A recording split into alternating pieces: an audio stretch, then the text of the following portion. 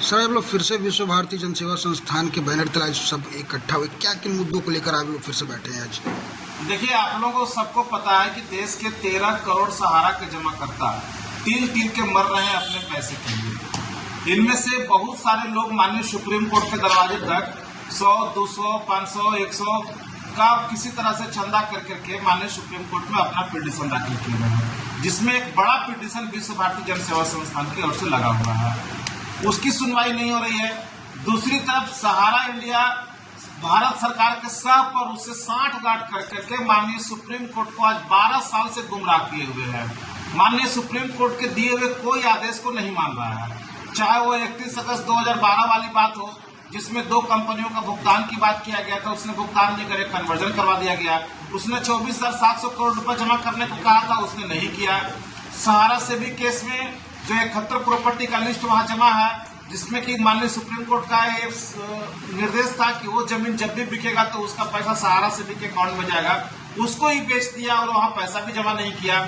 माननीय उच्च न्यायालय दिल्ली ने कहा था कि कोऑपरेटिव सोसाइटी में पैसा नहीं लेना है, उसके बाद भी इन लोगों ने सादे कागज पर पैसा लेने का काम किया। लोग लगातार देश के लोगों को भ्रम और गुमराह किए हुए हैं और माननीय सुप्रीम कोर्ट को 12 साल से गुमराह करके रखे हुए हैं। और इस तरह का साजिश रचते हैं ये लोग सरकार के साथ मिलकर के कि जितने भी पिटीशन आए हुए माननीय न्यायालय में उसका सुनवाई नहीं होने दिया जाए।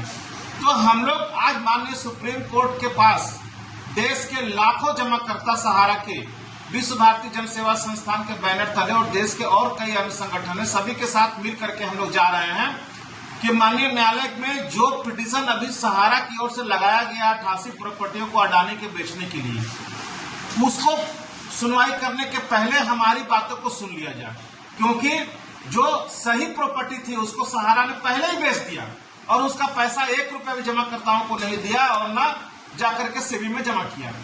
दूसरी तरफ उस याचिका में इन्होंने लगाया है कि जो ये देश भर में जो केस चल रहे हैं इसके ऊपर में, चाहे वो झारखंड का सीआईडी का मामला हो जिसमें 32,000 करोड़ रुपया उन लोगों ने खुद ही एक्सेप्ट किया कि झारखंड का बकाया है, और ईडी ने जो चार्जशीट फाइल किया 1,74,000 करोड़ रुपया का, और इनके ऊपर कई बेनामी संपत्ति, ब्लैक मनी वगैरह वगैरह का जो केस डाला गया, इस सारे चीजों को एक खत्म कराना चाह रहे हैं कि भले ही वो अडानी के साथ डील वाला बात हो या ना हो, लेकिन इनकी कोशिश है कि देश भर में जो केसेस चल रहे हैं उसको निरस्त करवा दिया जाए और माननीय सुप्रीम कोर्ट के द्वारा एक कमेटी बना दिया जाए कि देश भर के जितने भी केसेस हैं वहां ट्रांसफर हो जाए और जो गांव गुरबे के रहने वाले लोग हैं वहां तक पहुंच ही नहीं पाए, ताकि बारी बारी से सब लोग यहां से निकल जाए। तो इनका मुख्य उद्देश्य वही है। जैसा कि आपको मालूम होगा कि वो 88 प्रॉपर्टी में एक बड़ी प्रॉपर्टी सहारा शहर था, जहां पे अभी धरना प्रदर्शन चल रहा है, वो जमीन सहारा का था ही नहीं, जिसको भी अडानी के हाथों बेचने के लिए वो लिस्ट में डाले हुए हैं। वो जमीन वहां का उत्तर प्रदेश का नगर निगम का निकला। उसी प्रकार जहां हम लोग बैठे हुए हैं धनबाद में इनकी जमीन थी जो पहले ही बेच चुके हैं। अभी उसमें रांची हाईकोर्ट का भी आदेश आया है, बहुत सारी जमीनों को जो इनका था इनको पेनाल्टी भी लगा है। बोकारो की जमीन पहले ही बेच चुके हैं, आसनसोल की जमीन पहले ही बेच चुके हैं। तो एक जमीन को बेचा हुआ जमीन को सहारा इंडिया कितना बार बेचेगा? एक नटवर डाल है क्या कि इस देश का एक ही संपत्ति को 25 बार बेचा जाए, जो उसका है ही नहीं उसको बेचा जाए। और ये जो आईए लगाया गया है माननीय सुप्रीम कोर्ट में, इस आईए के आड़ में भी गुमराह करने के लिए लोग कोशिश कर रहे हैं। किसी भी तरह से डील हो या ना हो, सहारा के निवेशकों को पैसा मिले या ना मिले, लेकिन जो इनके ऊपर केस है वो कम से कम निरस्त हो जाए, ये हम लोग बर्दाश्त नहीं कर सकते हैं। इसीलिए हम लोग पूरे देश के लोग ने मन बनाया है कि माननीय सुप्रीम कोर्ट के सामने हम लोग खड़े होकर के हम माननीय सुप्रीम कोर्ट का सम्मान करते हैं, अपने जजों को सर आंखों पर बिठाते हैं। भगवान के बाद उन्हीं का दर्जा है इस देश में न्याय देने के लिए, हम उनको बहुत कद्र करते हैं। लेकिन क्या हम अपनी बात उनके तक पहुंचाने के लिए, जब मेरी बात नहीं पहुंच रही है तो उनको अपनी बात को सुनाने के लिए हम लोग उनसे निवेदन करने के लिए, प्रार्थना करने के लिए, हाथ जोड़ के विनती करने के लिए वहां उनके दहलीज पर जाना चाहते हैं कि हे सुप्रीम कोर्ट, उनके सुनने के पहले, सहारा वालों के सुनने के पहले हम पीड़ितों की बात सुन लो।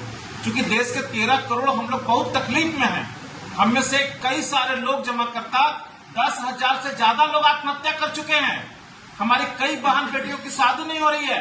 हमारे बुजुर्ग, रिटायर्ड सेना के आदमी, पुलिस के आदमी वगैरह वगैरह का MIS में करोड़ों करोड़ रुपया जमा है। जिनका कि MIS नहीं मिलने से वो तिल करके मर रहे हैं, लोग डिप्रेशन में जा रहे हैं। बिहार, झारखंड, उड़ीसा, कई राज्यों में सहारा के एजेंटों का जमीन जमाकर्ताओं ने छीन लिया, उनको मार दिया, कत्ल कर दिया। बहुत सारे ऐसे लोग लिख करके गए हैं कि आज मैं आत्महत्या कर रहा हूं तो सहारा की वजह से कर रहा हूं। तो इतना देश भर में त्राहिमाम मचा हुआ है और उसके बाद भी हमारे केस को सुना नहीं जा रहा है। माननीय सुप्रीम कोर्ट संज्ञान भी नहीं ले रहा है और जो केस लगा हुआ उसके ऊपर भी सुनवाई भी नहीं कर रहा है। दूसरी तरफ सहारा इंडिया भारत सरकार के साथ साजिश करके जब जा रहा है सेबी किट में जो पैसा रखा हुआ है, जब चाहता है 5,000 करोड़ रुपया सहारा रिफंड पोर्टल पर डलवा दे रहा है, जबकि वो पैसा उसका था ही नहीं। वो पैसा डिवेंचर होल्डर का था जिसको कोऑपरेटिव सोसाइटी में भुगतान दिया जा रहा है। अगर देना ही था तो जो 25,000 करोड़ रुपया रखा हुआ था पूरा का पूरा पैसा दे दिया जाता। देश भर में जो सहारा की संपत्ति जहां हमारा पैसा लगा हुआ है उन सारी संपत्तियों को बेच करके एक जगह पैसा दे देता और सिंगल विंडो सिस्टम बना देता जिसमें कि सहारा के जितने भी डिपोजिटर हैं वो पोर्टल के माध्यम से एक ही जगह आ जाए, चाहे वो क्यूसोक हो, फाइनेंशियल हो, चाहे जो भी हो, और इतना पैसा वहां डाल दिया जाए कि वो पैसा जो भी लोग आवे उनको विथ ब्याज वहीं से भुगतान हो जाए।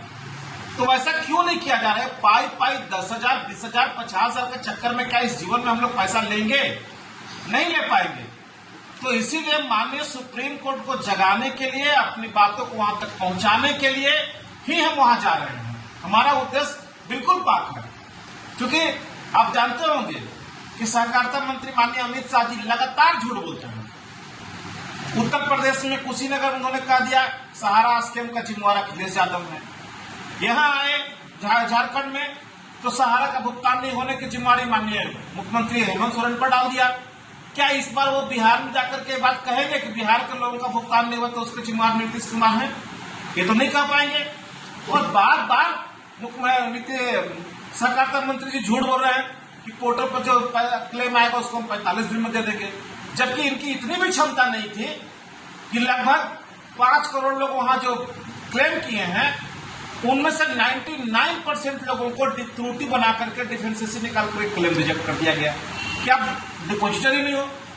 लेकिन सहकारिता मंत्री, इस देश के इतने कमजोर सहकारिता मंत्री हमने आज तक नहीं देखा कि जिसके हाथों में गृह मंत्रालय भी है, सहकारिता मंत्रालय भी है, पूरे सरकार में उनकी हैसियत और क्या है सबको मालूम है, लेकिन सहारा के अधिकारियों के गिरबान पर आज तक के हाथ नहीं डाल पाए और उनको नहीं कह पाए कि जो त्रुटियां हैं उसको ठीक करो। सहारा के जो जमाकर्ता है उसका डाटा क्यों नहीं दे रहे हो, जबकि सहारा ने खुद ही लिख कर दिया था कि अगर हम डाटा गलत देंगे तो हमारे ऊपर कार्रवाई करो। तो ये तो खुला थप्पड़ सहारा ने मारा है अमित शाह के गांव पे। अमित शाह क्यों नहीं सहारा के अधिकारियों को कह पा रहे हैं कि तुम डाटा को ठीक करवाओ, जितने जमा करता है उसका भुगतान का रास्ता दो? तो ये इनके सह पर ये लोग कर रहे हैं। इस देश में सबसे अगर कोई कमजोर अगर गृह मंत्री कोई बना है आज तक के इतिहास में तो वो अमित शाह जी ही हैं।